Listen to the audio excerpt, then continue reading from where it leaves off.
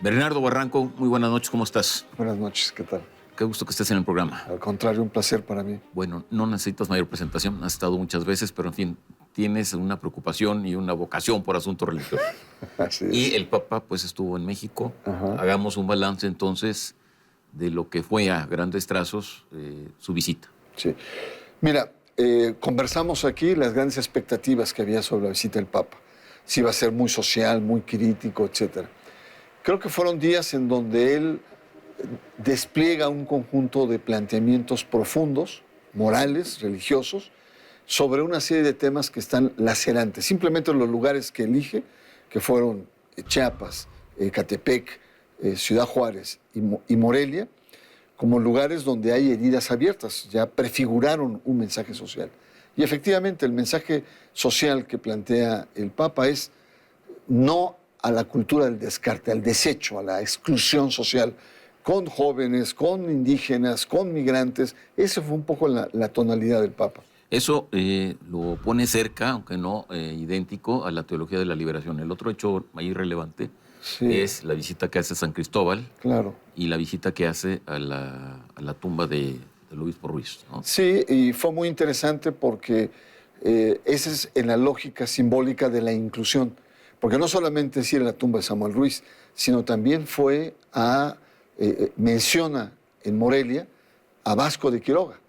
Vasco de Quiroga y Samuel Ruiz son muy distantes en ideologías y en tiempo, pero tienen lo común que es incluir a los que son excluidos, a los indígenas. Por supuesto, ahí hay un gran contraste con la visita de Juan Pablo II. No con la visita de Juan Pablo II, sino con el papado de Juan Pablo II. Sí. Y es que, bueno, el obispo Ruiz no fue justamente bien considerado jamás por el Papa Juan Pablo, justamente por este asunto de la teología de la liberación, ¿no? Sí. Entonces es un contraste ahí fuerte. Son dos papados muy diferentes, aunque la matriz es la misma, la doctrina de la Iglesia, la identidad católica, frente a la modernidad. La diferencia es que Juan Pablo II veía el mundo de confrontación este-oeste, ¿no? Comunismo versus capitalismo, y por supuesto él estaba contra el comunismo. Y la teología de la liberación coqueteaba con ideas marxistas. Por lo tanto, Samuel Ruiz, con su teología india, fue cuestionado.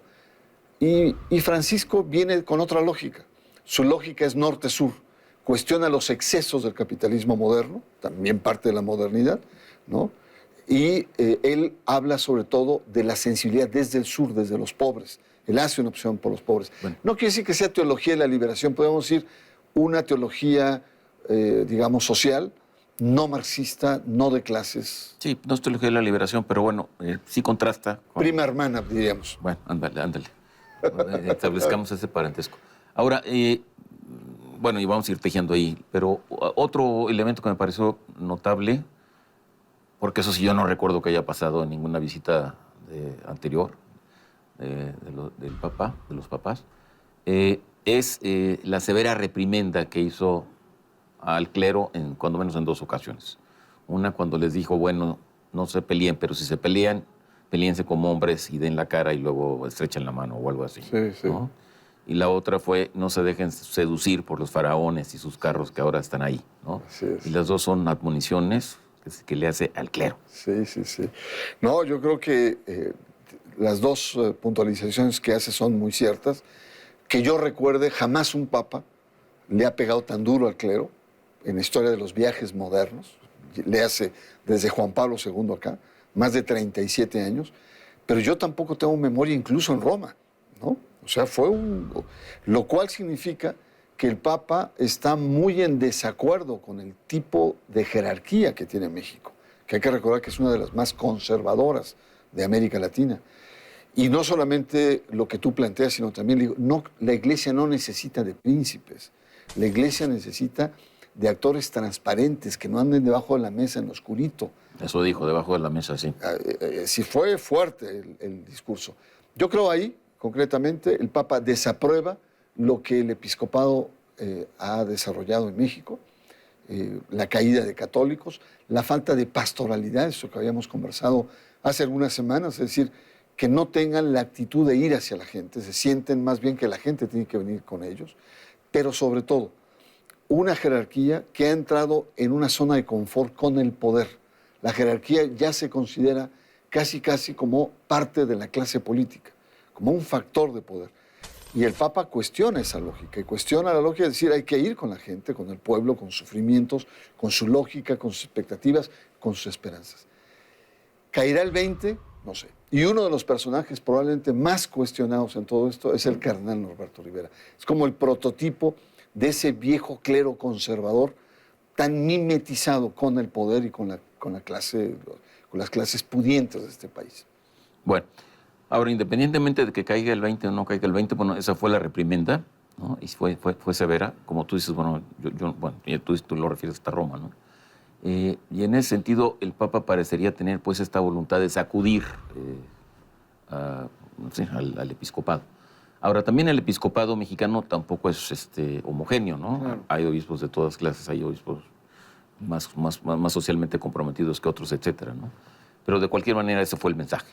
Sí, fue un mensaje crítico, fue un mensaje de sacudir estos polvos imperiales y de reconocer que es una jerarquía que no solamente está dividida o fracturada, sino que tiene procederes para resolver sus conflictos de manera sucia o de manera perversa. Por eso dice, hombre, encárense como hombres. Cuando dice eso es que encárense con lealtad, no como machos que se agarren, sino con lealtad, cosa que no ha hecho.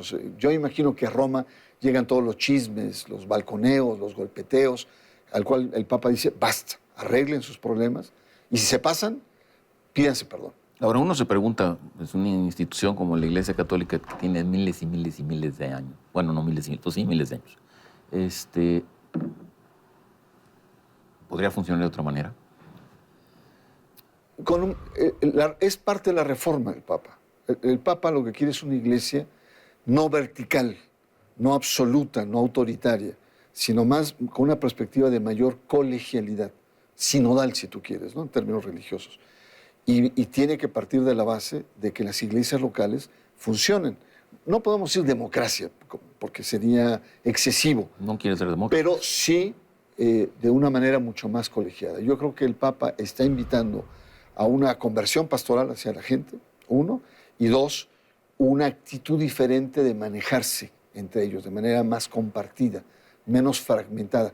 Cada obispo pareciera ser que es una especie de pequeño señor feudal en su diócesis, en donde no me toques las polainas, ¿no? No, yo solamente acá. De la iglesia, así se les dice, ¿no? Por eso cuestiona, no necesitamos príncipes en la iglesia. Yo creo que ahí está parte del mensaje fuerte de la visita del Papa. Ahora, comentábamos antes de iniciar el programa que había muchas expectativas de parte de diferentes sectores, ¿no? Y que en ese sentido algunos de esos sectores se han sentido decepcionados. Sí. Me refiero, por ejemplo, a que no recibió a los papás de los 43 desaparecidos. Me refiero a que lo hizo en Italia, no lo hizo aquí. En Italia excomulgó a la mafia, ¿no? Aquí no excomulgó al narcotráfico. Y algunos sectores esperaban algo más contundente en el plano social, ¿no? A lo más cercano a sus posiciones. Pero pues una cosa es lo que ellos esperaban y otra cosa es lo que el Papa hizo. Era obvio, el Papa no venía a romper lanzas, no venía con la daga entre los dientes en términos sociales, ¿no? Tuvo planteamientos muy profundos en todos los niveles, con los empresarios, con los migrantes, con el mundo indígena, pide perdón al mundo indígena. Pero con cierta finura, con delicadeza. Ahora, Jaime, a mí me parece injusto juzgar la visita por lo que no dijo y dejar de lado lo que dijo, ¿no?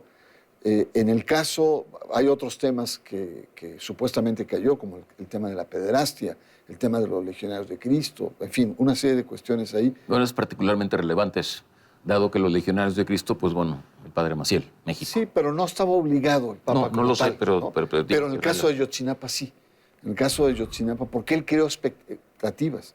Si ningún otro se metió, porque él 2 veces en audiencia pública habló, envió a su nuncio para decir, el Papa está con ustedes, y algo pasó en el camino. Seguramente presiones del gobierno, no sabemos exactamente, pero el hecho es que no se reúne con ellos cuando el propio Papa generó expectativas. De nosotros, la verdad, no estaba obligado a hacer. Pero también si hablamos de silencios, Jaime, también el Papa no habló de aborto, no habló de la cultura de la vida, no habló de libertad religiosa. Es decir, tampoco asumió como propia la agenda de los sectores conservadores de la Iglesia. Se mantiene un tanto como en el centro el Papa, en sus reformas pastorales. Entonces sí creo que a veces sí somos injustos. O sea, en 5 días pretender que el Papa diga todo, plantee todos los planteamientos sociales, él mismo lo dijo. Yo voy a hablar claro, pero no soy un rey mago, ¿no? No traigo soluciones para todo. Bueno, es que eso debería ser más o menos evidente, ¿no? La Iglesia, como dije, bueno, sí tiene miles de años, 2000 años. 2000 años, por Bueno, lo menos. Y pues es una institución que se mueve muy, muy lentamente. Sí, sí. Originalmente, Francisco, pues es un jesuita. Entonces sabe que las cosas se pueden cambiar, pero tampoco se pueden zarandear y reconstituirlas de la noche a la mañana, ¿no? Claro. Y él se va a ir, pero la Iglesia va a continuar. Claro. Y entonces su visión de que esta Iglesia tiene que adecuarse a los tiempos modernos es la visión de que si no se adecua, esta Iglesia va a ir perdiendo fuerza y capacidad de convocar, ¿no?, a los propios católicos. Como de hecho lo está haciendo. Yo creo que el mensaje práctico que tiene es fundamentalmente a su propia estructura religiosa.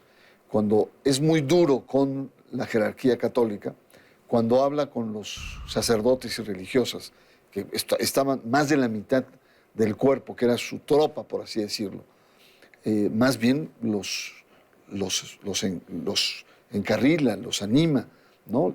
Y les pide que no caigan en las tentaciones del diablo, del poder, ¿no? Que no caigan en la resignación de que la realidad es aplastante y que no pueden ir más lejos. Al contrario.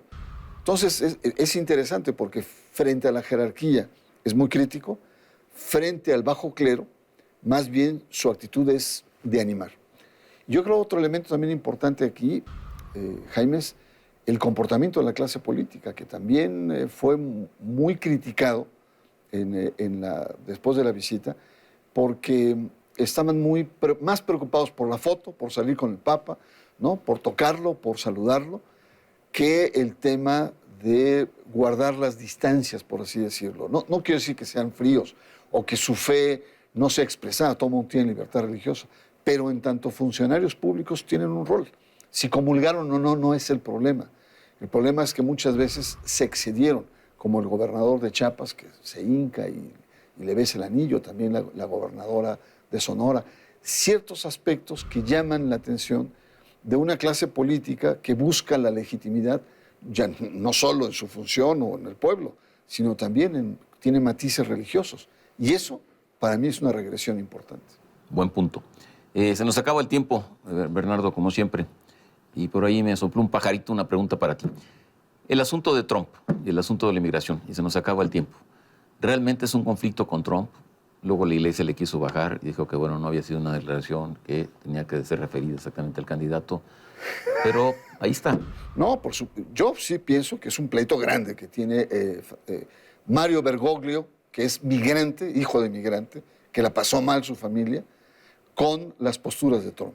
Él fue muy claro, ¿no? Aquella persona que no crea puentes y que quiere crear muros, no es cristiano. Así de sencillo. Y luego corrigieron y dijeron que, bueno, era una alusión personal al candidato. Y Lombardi siempre es un apagafuegos, un diplomático, pero el Papa en el avión fue más que claro y ahí están las palabras, ¿no?